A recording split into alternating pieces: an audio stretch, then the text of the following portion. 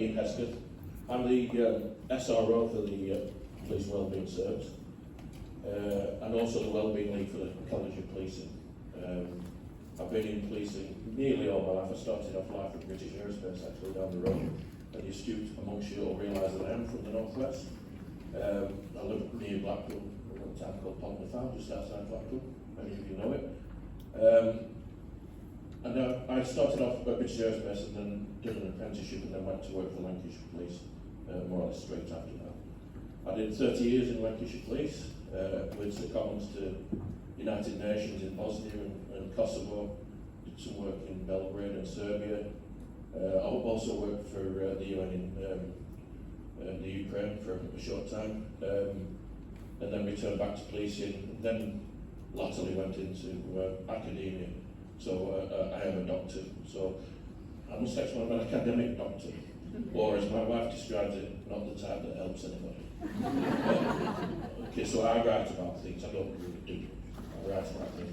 So when I retired from the police, I went to the College of Policing and took up the role of Wellbeing Lead, and then we started off with some work we'd done in the latter years at Lancashire, trying to run a national sort of wellbeing centre.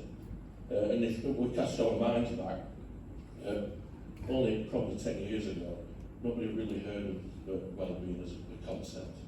I remember discussing it with the executive at Lancashire, talking about the studies I've done at Lancaster University about this thing called wellbeing and how it might have changed the world, about how we look at people and how we treat people, the impacts on leadership and things like that. And I sort of had quite a few blank faces stare back at me at that time. But I'm pleased to say that now nearly every organisation has a wellbeing aspect to it. And dubbed in by Kerry Cooper, it is quite right. I studied under Kerry for a long time, and I still work with Kerry now on the National Police Forum, which also, is that you? What was the message? Message. Okay. Ignore it. Ignore it. Won't be for me anyway. So we work on a national forum for wellbeing, and that's based at Manchester University, where I'm also an associate. And the National Wellbeing Forum has representatives from over 40 industries, and we sort of get together about every 2 or 3 months and just discuss key topics. We have representatives from a number of NHS groups. Is this going to? No?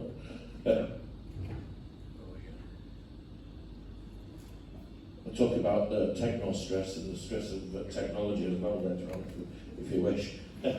Right, so in the National Police Wellbeing Service, we have this, which is Oscar Kilo. It's a bit of a convoluted way around it. You want to swap one? Yeah, okay. I'm good with ambiguity.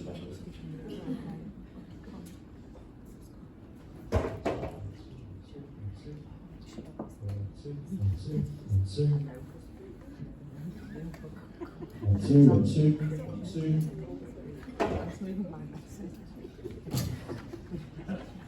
There we go. Sorry. Might be a long speech this one, but started off well.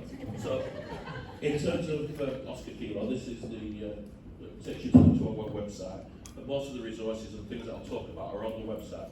What we've tried very hard to do with Oscar Kilo is to make sure that everything's available in one sort of entry, if you will. So you're not having to go through different platforms and log-ons and things like that.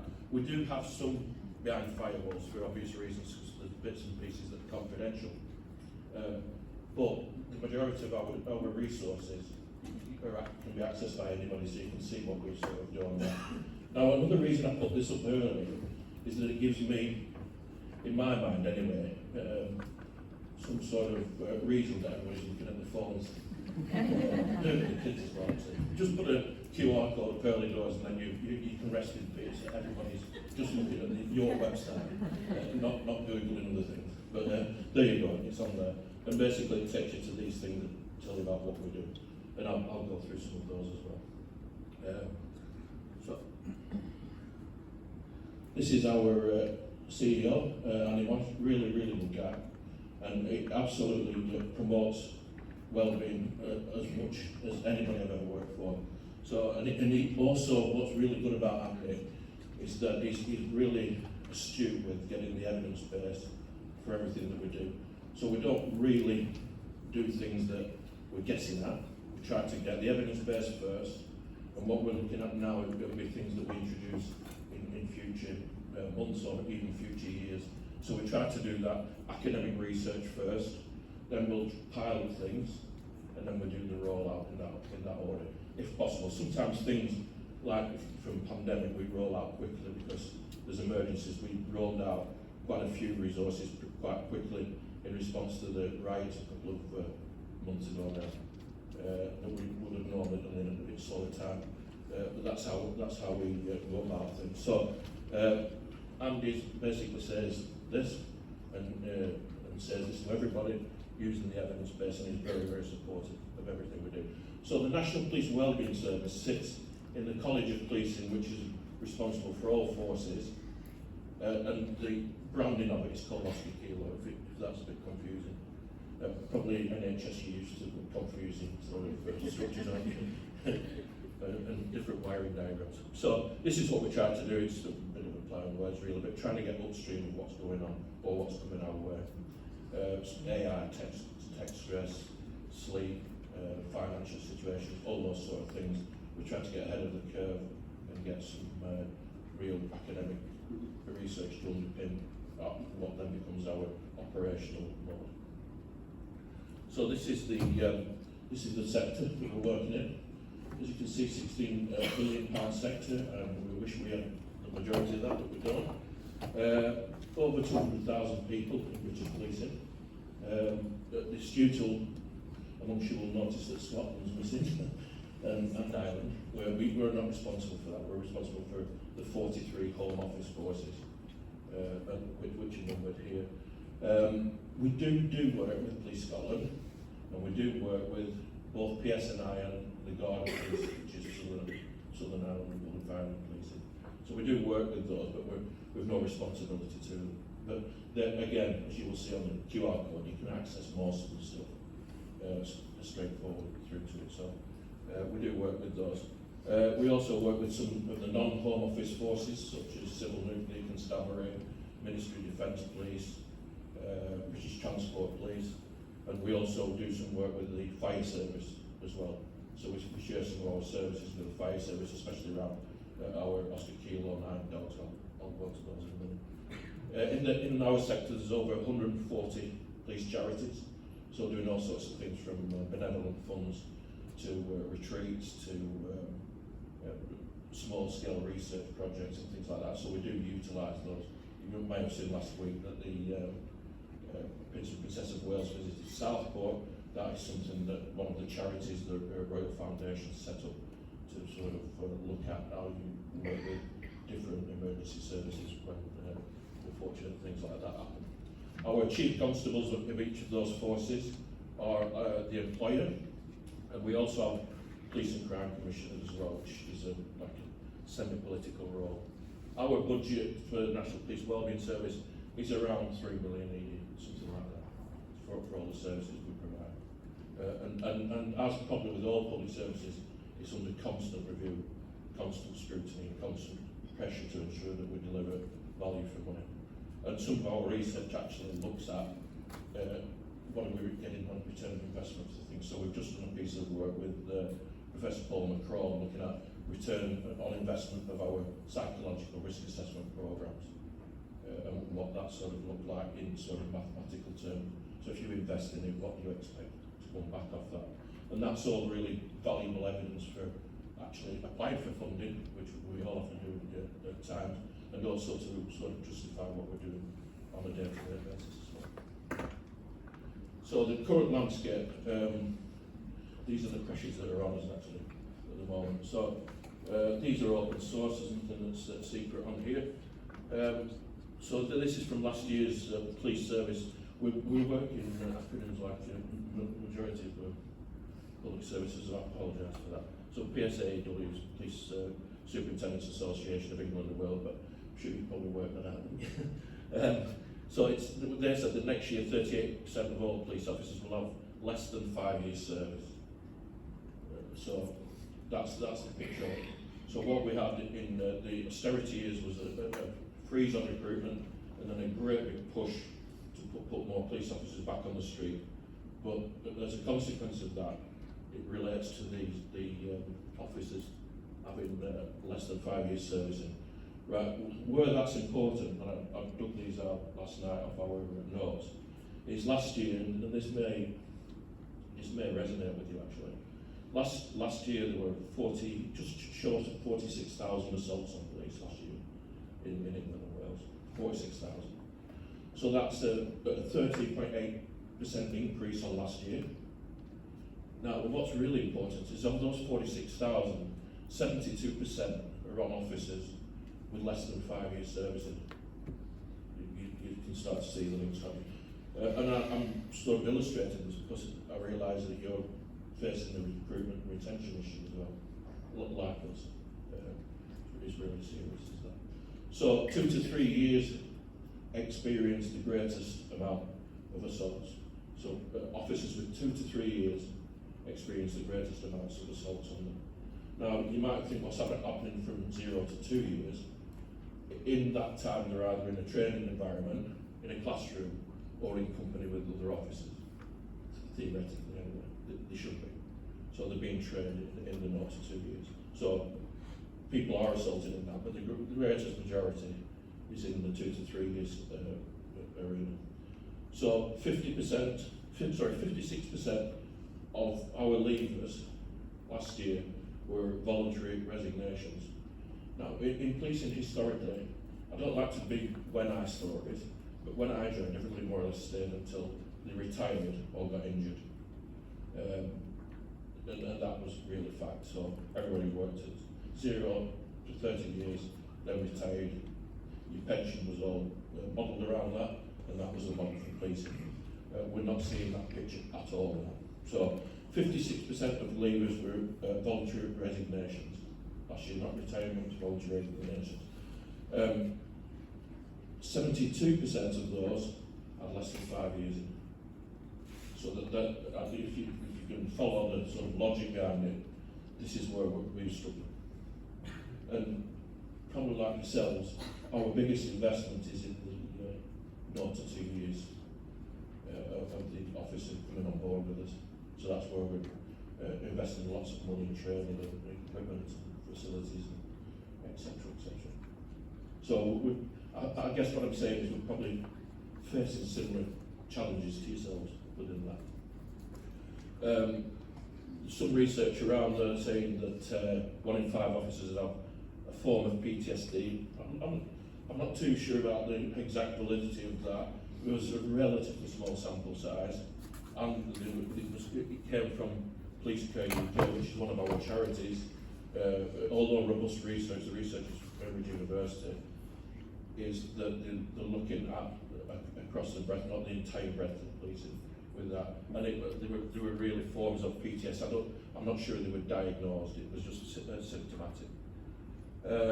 Also, 2023, 38.5% of police officers were female, and again, there's challenges around that number as well, in terms of, obviously, in terms of children, paternity, maternity, that sort of thing. And although the numbers are rising, and we hopefully will be 50-50 in full cost of that, it is a greater concern as well. And the assaults, the area of assaults just doesn't seem to be right either in terms of that. Veracity index is trusted to tell the truth. That's fallen from 71 to 63%. So that's that public perception. So what we see happening here is we've got internal pressures, political pressures, sort of pressures with retention and recruitment, and then the sort of pile on from the public opinions as well. In terms of demand on our services, this is a metropolitan police, which is just a small part of policing really, although they account for nearly a quarter of the police of the UK, is that they receive about 13,500 calls every single day for London, the metropolitan area of London. which is that little bit down there, just this bit, 25. That's how many calls they receive every day. All others in what's over, and it's densely populated. Okay, so what we do. As I said, this top bit is the sort of model that we work to. So as the sort of wellbeing lead, we're constantly looking for interesting aspects that we can research. So looking at, we're doing some research on sleep now. We're looking at things around the use of humour. I know NHS has done lots of research about the use of humour in our work. We also look at capability development, sort of how much will it cost, how much can we scale it, how quickly can we scale it, what are the consequences of scaling it, do we need any legislative changes, what's going to be the impact on our staff long term and things like that. So sometimes you think something's going to be good for people, but actually when you start to put it into practice it's not. So there are considerations that we can have as well. We run a national wellbeing survey every year, which gives us our data, and I'll briefly touch on that if we get time. And also we do what we call the Blue Light Wellbeing Framework. So if I go to look at, I'll just go into that. When we started off, we had these 4 objectives. So 2016, we looked at what the evidence base was, and then this public health responsibility deal. Now the good thing about the public health responsibility deal is we went to Professor Dame Carol Black, who was then head of Public Health England, and said when we get this thing we're going to call what morphed into the National Police Wellbeing Service, which was called the National Wellbeing Engagement Group at that time. Didn't sit in front of the college, but sit with the Police Chiefs Association. We said, what sort of thing can we help you get started? And then Carol said, well, in 2012, the Olympic Games in London, we had what was called a public health responsibility deal. And that was the commitment that the workforce that were building the stadium signed up to help look after the workforce. So the consequences of that, put in a very long story short, was that none of the workers were killed during the construction of the sites for the Olympics.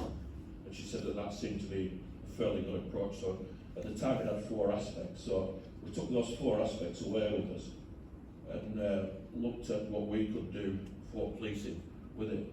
So we started some getting started events to try and roll out what we were doing to the wider police workforce. And that still goes on now. And although we've been around for, well, getting to 10 years now, in one form or another, there's still officers and staff that have no idea that we exist, which is a bit frustrating to say the least. So the following year, our sort of objectives were, again, looking at the evidence base. We've always stuck with that. And then we went on to this Workforce Wellbeing Charter, which was a broader look at the public health responsibility deal in terms of what it looked at, but it was still very generic. And we looked at it, we had 2 conferences, a PTSD conference and then an organisational development conference to get the ball rolling and try to socialise what we do. At that point there were only 3 or 4 of us that was involved with the project. And then we're looking at researching effective interventions, which again, Professor Kerry Cooper was absolutely instrumental in looking at what we look at, stresses in the workplace, etc., etc. You probably know those fully well. What we then did is, in 2018, we formed what is now the National Police Wellbeing Service. And we moved from the Workplace Charter to the Blue Light Wellbeing Framework. So we took some learning out of the Public Health Responsibility Deal, the Workplace Wellbeing Charter, and then we wrote our own Blue Light Wellbeing Framework. And to this day, all forces still use that. So I'll talk about that shortly, but it basically breaks down in key areas to look at. And every year we have an award ceremony to award best practice within those groups, which is really well received actually. And then we had a wellbeing conference. Again, now the Emirates is not Dubai. It's Arsenal football ground. So sorry for the northern people if this absolutely disgusts you. Arsenal, yeah. We had to go to Arsenal football ground. It's an excusable over the majority down. So we went to the Emirates and we had our first really probably big conference that was. And then we're still looking at captivating evidence of what works. We've continued with that theme as well.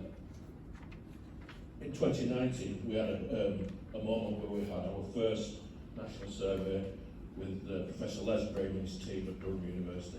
So up until that point, Durham University did work with individual forces, and we managed to persuade everybody to do one survey for all forces, where we could look at the national picture of what was going on. This is in terms of wellbeing, by the way.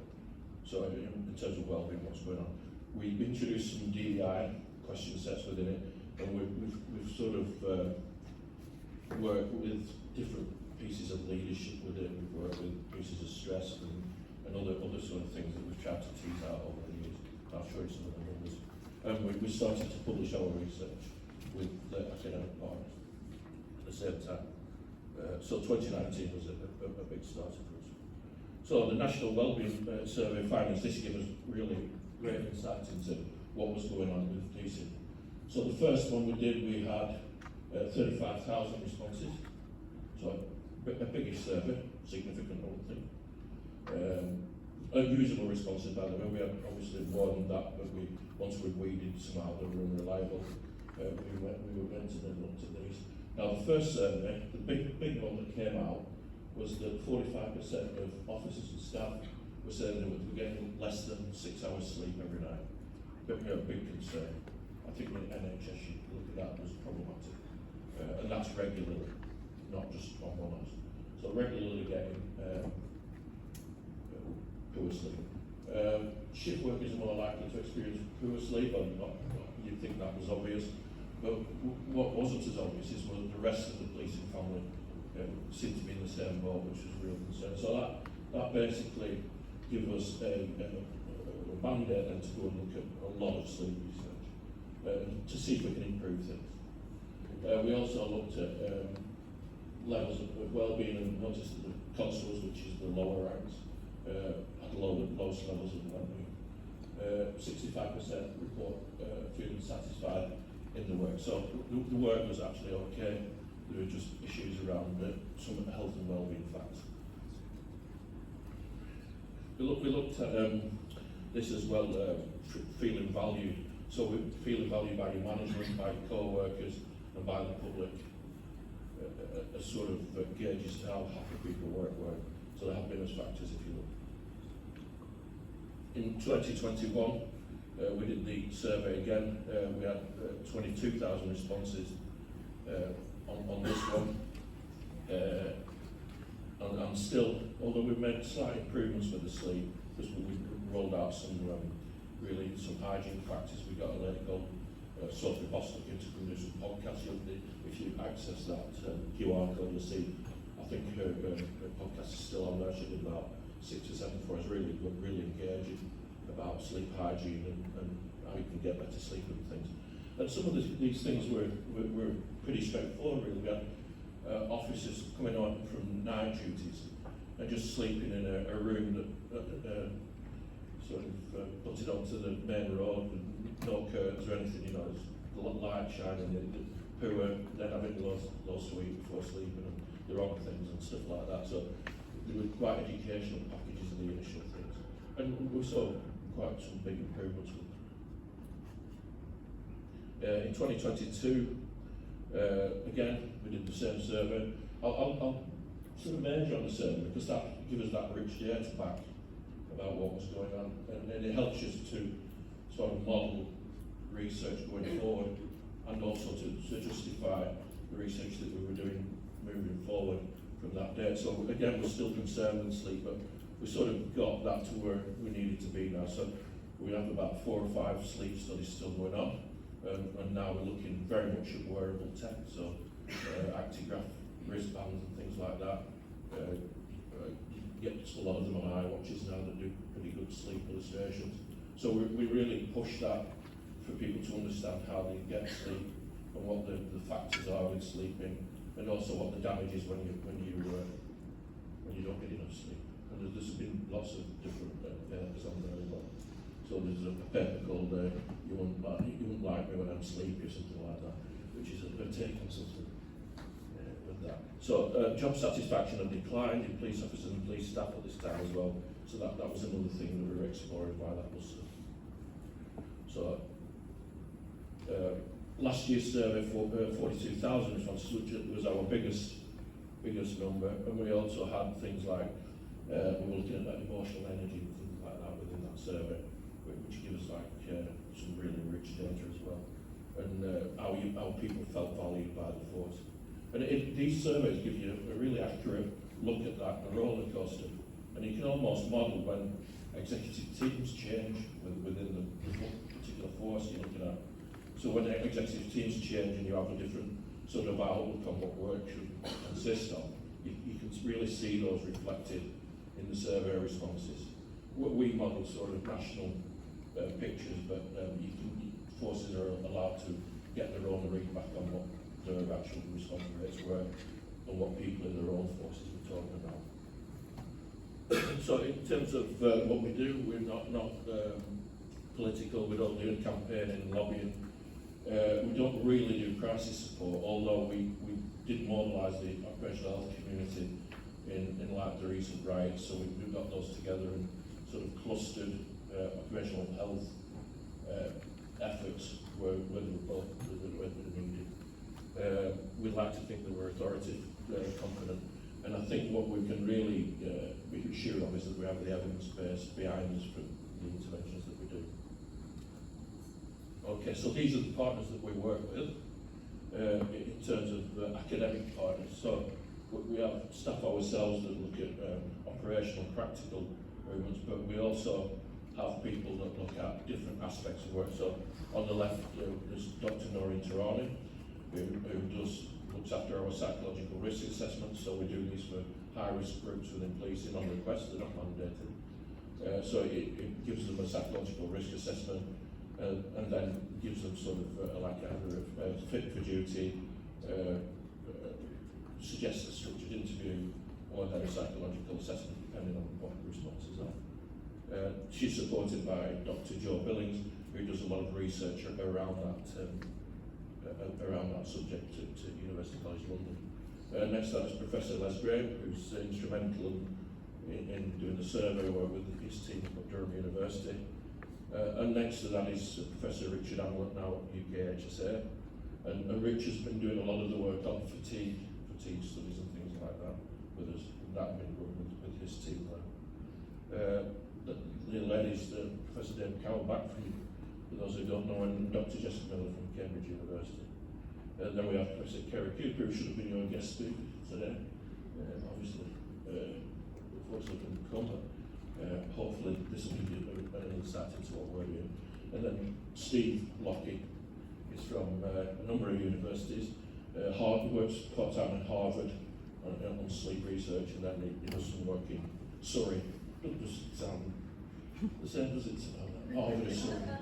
In fact, which team said there's a guy who wants to do some sleep research from Surrey University when we were sort of procuring this. Surrey. Yes, Steve Lockey's. All right. And then I was sort of reading through emails, and then so Steve Lockey, Surrey University, I think we could do this sleep research, what it was called now, SAFER, because sleep and fatigue in emergency responders, it was called the SAFER program. So I'm having a look through, and he kept mentioning Harvard. So I just looked up, I said, Steve, I've got this thing for you. I said, what's the connection with Harvard? He said, I worked there half the year. I said, really? Well, he said, I studied sleep for NASA. I think they might have got the job.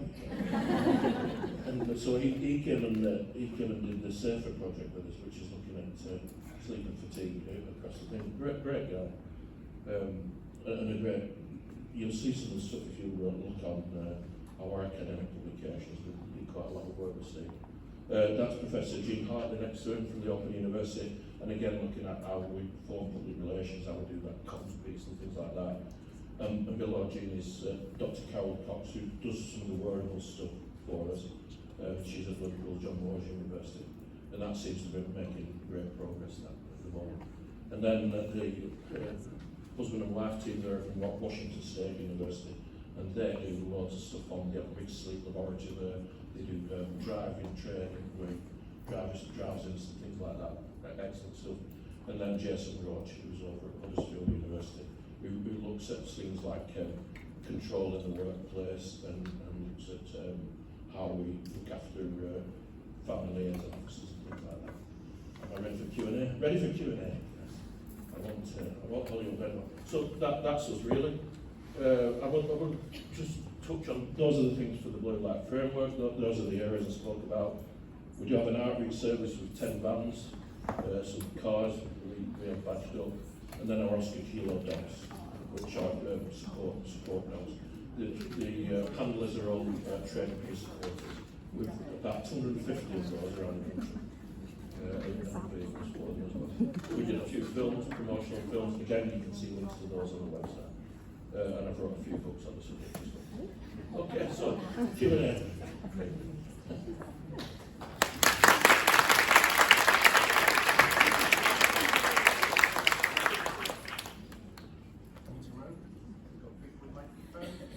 So, thank you. Really, the similarities are amazing. You've probably just got more dogs than us. We'll see when we get to it now. So, open up for questions or insights or thoughts.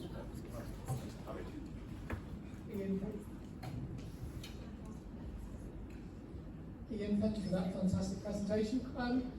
In terms of the realities of how that's worked, what's the retention picture looking like, given 38% of your officers are less than 5 years in the force, and we know a lot of drop-off points in careers. We've got that in the NHS, can be up to 5-year point. How's it going for you now in terms of, is this all working? So these are recent figures. There was a separate track runs on recruitment and retention. We've become interested in it latterly because the numbers look like we could have some positive impact on them. Because when we're doing the exit interviews, a lot of people are, wasn't the job for me, I didn't expect all this, I didn't expect this, I didn't expect that. So you wonder then whether we're putting the right things in place for wellbeing in the recruitment phases of it. So now we're writing into the syllabus for new recruits around what they should do in terms of their own health and wellbeing. You know, we try not to really medicalise it. We're trying to just do like good leadership practice. What does that look like? What does personal resilience look like? You know, what are the cues for that? How do we create an environment where people think that people have the notion that they're being looked after, that they're valued by the public, the co-workers, the supervisors? What can we put in place that doesn't cost the earth, but is just good practice? You know, so the hygiene factors, if you like, we'll talk about in academic terms. What is it that forces can do? And sometimes it's just the simplest things. You know, we know a lot of frustrations are with printers. Printers that don't work, or it's a printer in the next floor that you have to use your key and passport and then there's no ink. Things like that. You know, how do we improve that sort of thing? In fact, one of those meaning films there we have, it's the frustrations of a mid-service officer. And one of the scenes that we have put in it was he's fallen out with a printer. But it's just an accumulation of other things. But he's trying to get home because his wife's saying he's never looking after his child, taking him to football practice. When you look at him, and then he's sort of got a prisoner in the cells because he's been diligent and he's worked hard. He has a prisoner in the cells, and he goes to take the case file, and he can't print it out because the printer won't work. And then his wife's sort of bringing him saying, what time you're home? And then, I don't know if anybody's familiar with this, I certainly am. When he gets home, she's stuck with the hours folded in the kitchen. I felt his pain at that.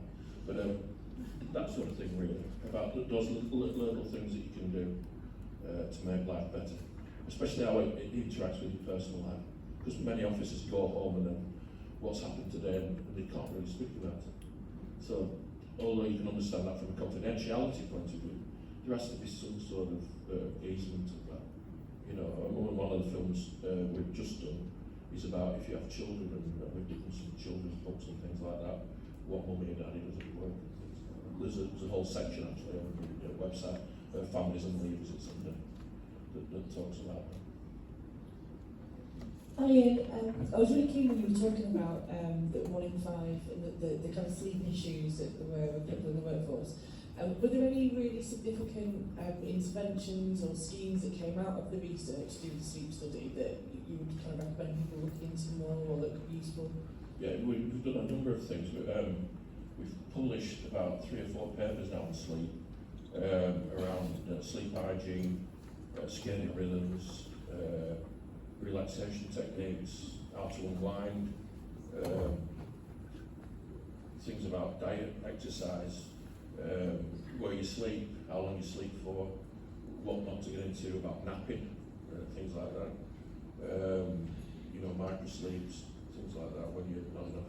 But one of the main things with sleeping is that what we end up seeing is that the majority of our accidents in policing are when officers are on their way home from work, where they've done 12 to 14 hours of duty, and then they're driving home from work. I'll do a when I story again. When I joined, you had to live within a radius of the stations you worked, but you certainly have to live in the same sort of district.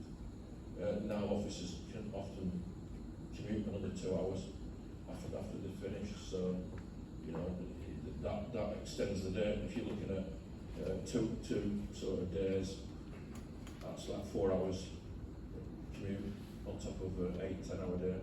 And then we have a shift rota that's nobody's ever really found a great shift rota. We're usually tidal rota now, which moves forward in time. So you start off on mornings, afternoons, nights, some time off, and then days.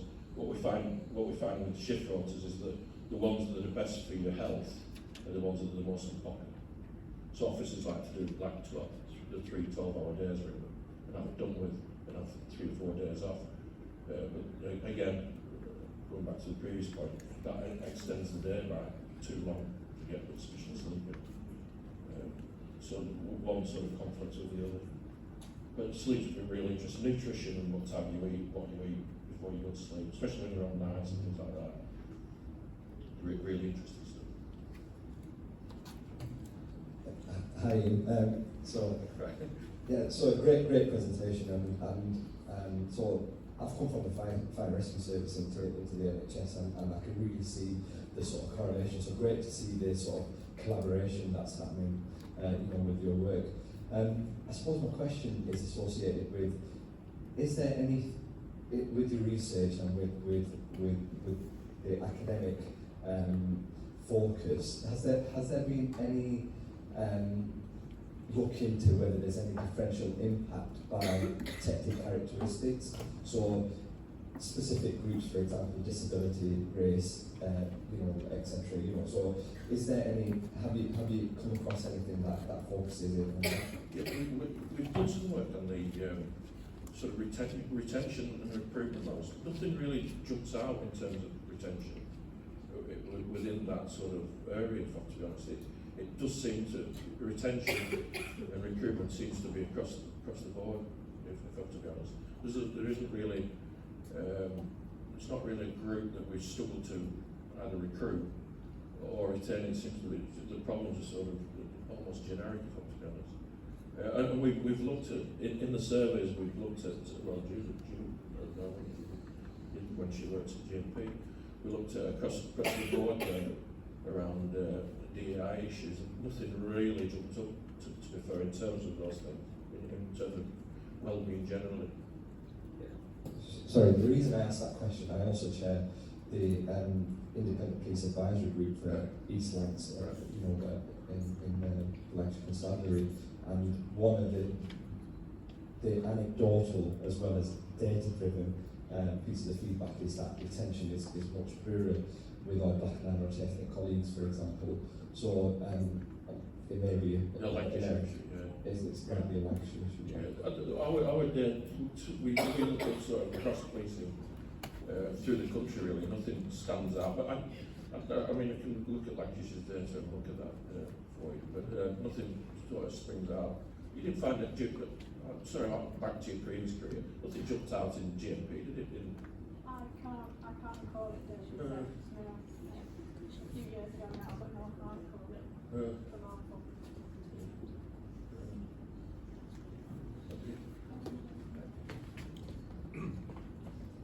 Cheers, thank you.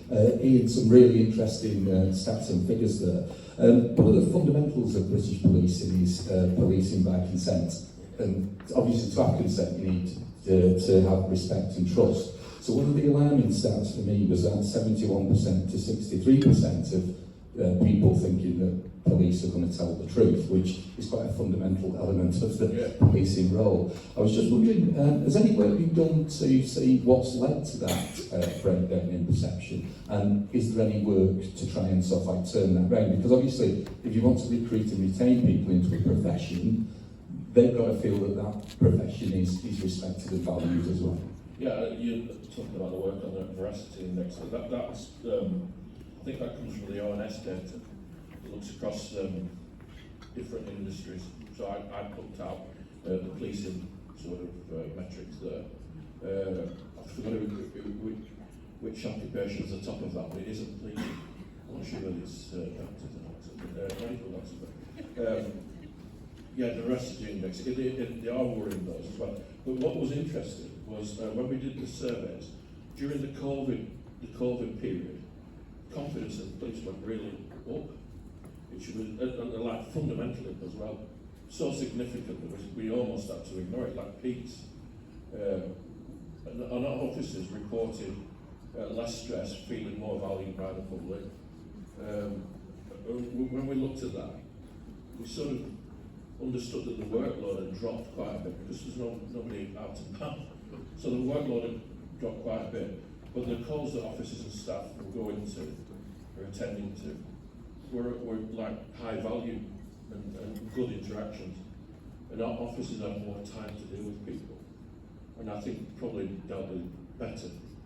What we see at the moment is our demand capacity is like creaking sometimes. You know, it's job to job to job to job. And when officers are doing that, I'm not too sure that they instill much confidence in police. And you see all the news at the moment looking around back to neighbourhood policing models. But during austerity, they closed down lots of police stations in rural areas. So I don't know quite how that's going to get back. So I can't see them buying property all over the place. And it's a significant amount of our estate when for sale during those austerity times. And not only property went for sale, but in town centres, you know, where the public could pop in and speak to us. We seem to have this model now of having them on remote business sites. So I don't know whether that's the same in NHS, but they're not accessible, I suppose, is what I'm saying. So you can't just like pop and have a chat. You hardly ever see any officers walking anymore. So you don't have that other interaction either. So our ability to get the public to have confidence into it is quite limited, I think. So when people actually interacting with the police, it's because something's gone wrong. You know, it's not confidence building. It's not sort of where you've got sort of high visibility in the police. You know, nobody's walking around and speaking to children and people on the streets. They're just basically going from one thing to another. And I guess within NHS that's quite similar.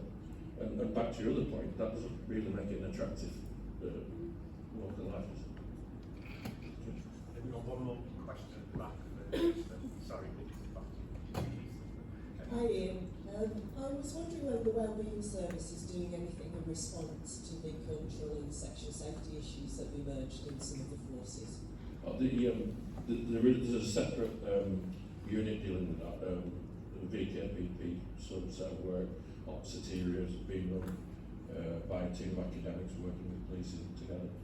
We haven't got involved in much of that, if to be honest with you. It's run as a separate issue that's a priority for the college.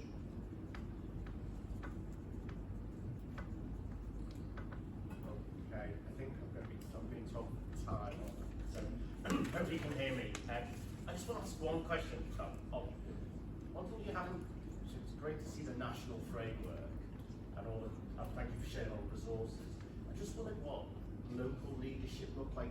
Okay. I just wonder what local leadership looked like, because the NHS is of a size and a proportion bigger again, and we try to give, but a lot of it comes from that local leadership either, and people in the room today will be driving this agenda in their large organisations of 5, 10, 15, 25,000 people. I just what models you create in the policing now, again, guess we're all imagining what police stations look like, and they're quite different to what hospitals.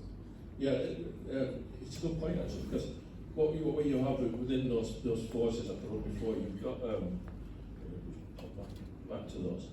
You've got some forces that are really different to others. So this is the map of the different forces in the area. So we've got like Cumbria and West Yorkshire, they're huge forces in terms of area. But West Yorkshire's got loads of officers and staff. Cumbria's hardly any, 2,000 or something like that. Where we've got like metropolitan area, we've got about 43,000 there. And then you've got odd ones with sort of Lancashire 5,000 or 6,000, GMP's quite a big force, Merseyside quite a big force, West Mids, and they all have a different sort of structure. They all have a chief constable, but they also have this police and crime commissioner who may or may not be political. Some have GMP have a mayor as well. Andy Burnham also is who acts as crime commissioner as well. So they're quite. People say that this is the best way to have as a police force for the UK. Really, it comes from old shire models where some have consolidated, but a lot of people have in mind that they should have like regional police forces. But with the sort of political aspects of it, that seems quite unlikely. But I suppose I'm just thinking about that front line, getting the health and well-being, and that leadership, line manager, front line service, because actually all the police officers are all out on the streets. They're not in a corridor or another. Just wondered how you drive that local leadership, because that's what the challenge. Colleagues here. Yeah. So we do work with different forces on request, but our sort of mandate, if you will, is to provide services to the whole of that picture. Yeah, but nearly all forces have their own wellbeing capability in terms of probably some similar to what you have here. That do things that we sort of try to swear with the Blue Light Wellbeing Framework, to be honest. So all forces fill the Blue Light Wellbeing Framework in and show what sort of efforts they're making to absence management, creating that environment, to assaults, occupational health, and those sorts of things. So they all sort of work in a like a common goal, if you will. But it's difficult to actually get into various, and I guess that's probably a challenge for yourselves as well.